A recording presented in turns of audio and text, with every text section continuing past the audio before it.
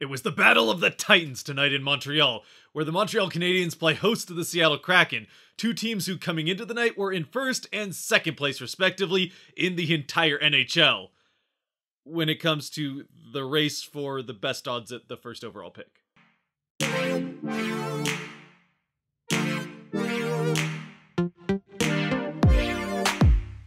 What's cracking, everybody, and welcome back to Kraken R&R, where the Seattle Kraken snap a 5-game losing streak and 8-game road losing streak, beating the Montreal Canadiens in shootout 4-3. It's a game where, as a Kraken fan, you could see it for what it was, a matchup of the two teams with the worst records in the NHL at the moment, or you could see it as a complete win-win. Either the Kraken win, which is always fun, or they lose and take control of first place in the race for the best odds at Shane Wright. Of course, again, with the Habs coming into the night being the one team below the Kraken in the standings. Before we jump right into the game, lineup-wise, the Kraken roll out about the same lineup they did against the Senators a couple nights ago, with the exception of Grubauer being in net instead of Drieger, and Kohlund called up and playing instead of Wennberg in this one tonight, with Donskoy heading to the IR, which might further explain why Donskoy was the scratch for Donato joining the lineup in Ottawa. Getting into the game itself, the first 5, maybe even 6 minutes of the game are about the sloppiest I've seen the Kraken play since that game they played at home against the Maple Leafs.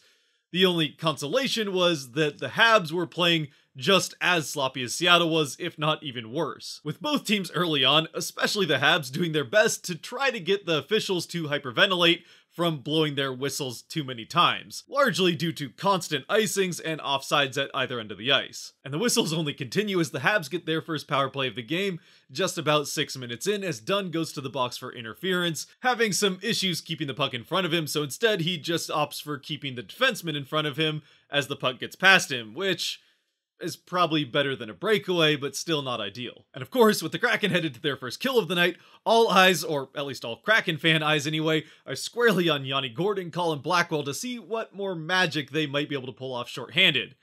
And while the two of them do have one chance to get the puck down the ice, they really aren't able to get much of anything going. Mason Appleton also adds to it with a good poke check later on in the kill, but this kill, while it is successful, is pretty much only successful thanks to Philip Grubauer in net for the Kraken, who really all night was especially spectacular for the Kraken. Seattle now with already one successful penalty kill on the night, which has been a bit of an issue lately. Even if they're getting the shorthanded goals, the penalty kill has given up at least one goal in 5 straight games coming into tonight. And they decide to take another whack at it just a little bit after this first one is killed off, as Donato heads to the box and the Habs get their second power play before we've even reached the halfway point of the first period. Once again, all eyes on Blackwell and Gourde. This time it is Blackwell carrying the puck into the offensive zone. Shorthanded, he dumps it off on net, just kind of bouncing it along the ice. Ahead of Gourde, who's crashing at the net, he chips it on Montembeault, who is able to make the save, but it comes off of Montembeault right to Wideman, who puts it wide of his man, around Montembeault and into the back of the net to give the Kraken the 1-0 lead with the shorthanded goal. Now, you might be wondering, who is Wideman and when did the Kraken pick him up? Well, the Kraken didn't pick him up. He plays for the Canadiens as he puts it around his own goaltender and into the back of the net, with Gourde coming back around the net on the other side, crashing into Wideman. And Gourde ends up getting credit for the goal as he's the last one who touches it, but the Habs put it into their own net here. Gourde ends up getting credit for the unassisted goal, which seems like a bit of a shame considering this play started with Colin Blackwell not getting an assist on it. But upon further review, it kind of makes sense why, as the primary and secondary assist might both go to the Habs. And that's because Wideman doesn't pick up a rebound off of Montembeault. Instead, Montembeault actually ends up catching the Gourde shot cleanly, and then dumps it out of his glove intentionally to Wideman, who, instead of taking it around behind the net where it's safe, promptly puts it forehand backhand and into the back of the net around Montembeault right after Montembeault gave it to him. The Kraken will take it, saying thank you very much. Gourde again with the goal, and it's a 1-0 Seattle lead. And as far as Montembeault and especially Wideman are concerned on this play, as Steve Dangle would say, yeah, that's a dang it.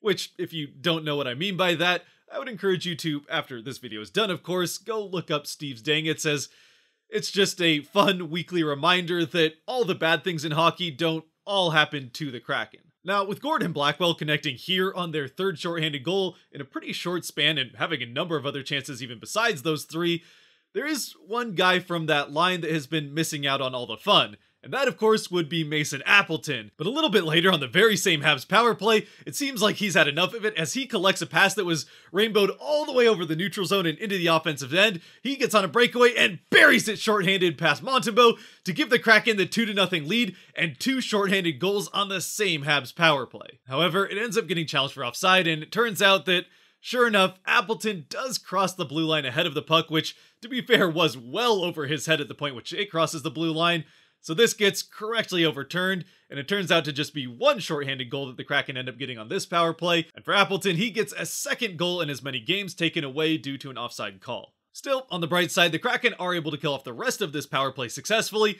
and they do come out of now the second Habs power play with the 1-0 lead on that first shorthanded goal. And now, back to 5-on-5, it's back to both teams playing incredibly sloppy at both ends of the ice, as Dunn turns over a puck in the defensive zone, which leads to an open shot for the Habs.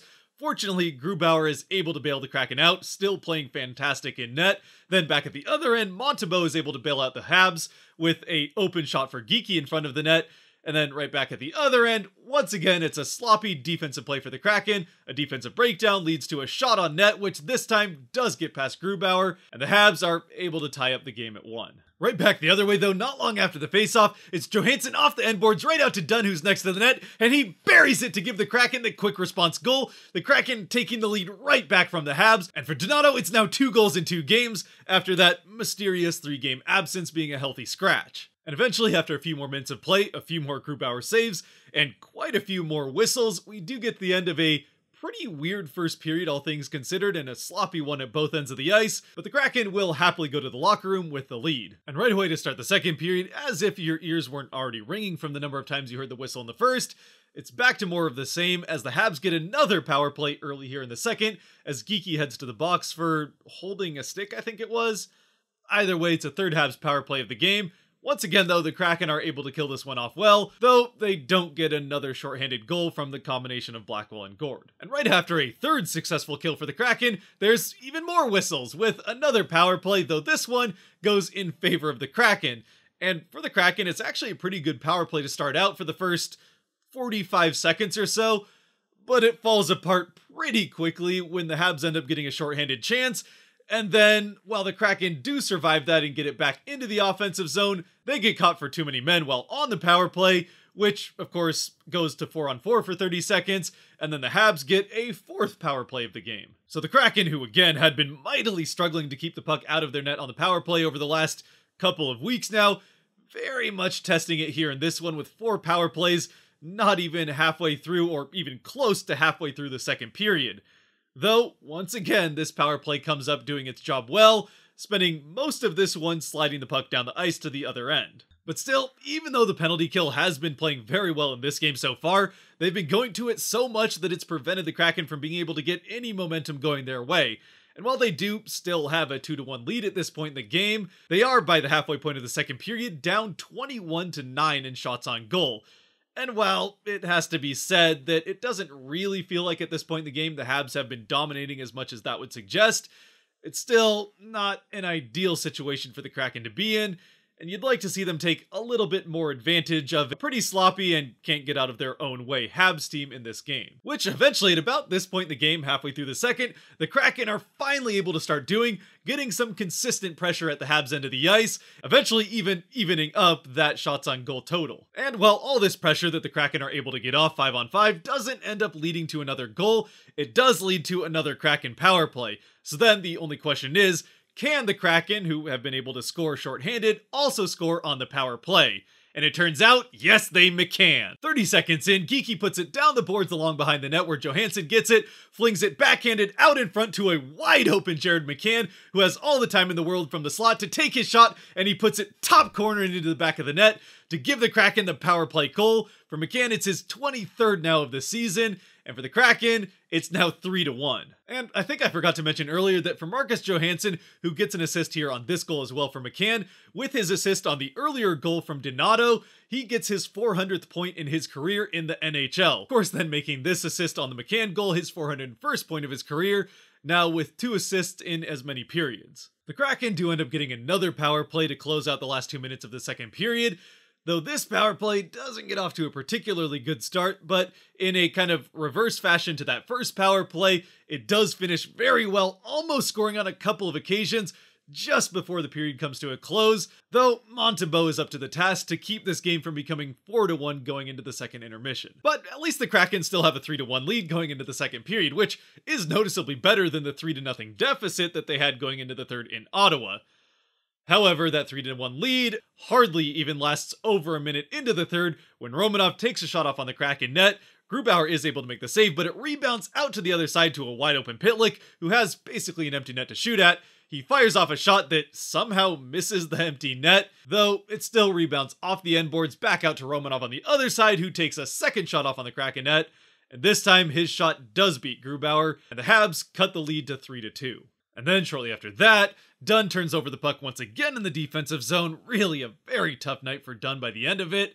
Geekie then has to hook a guy to prevent an easy shot for the Habs, which sends the Habs to another power play. Fortunately, now for a fifth time in this game, in spite of how much the Sportsnet broadcast was roasting the Kraken penalty kill, they are able to do a very good job of killing off the Habs power play, and we get back to 5-on-5, where the Habs do press for that third and equalizing goal, right up until they get another power play. This time, it's Lauzon's turn to the box. Once again, though, the Kraken penalty kill now for a sixth time in this game, doing a very good job of killing this penalty off, not even letting a shot off on goal, and even closing out this penalty kill with a shorthanded chance of their own.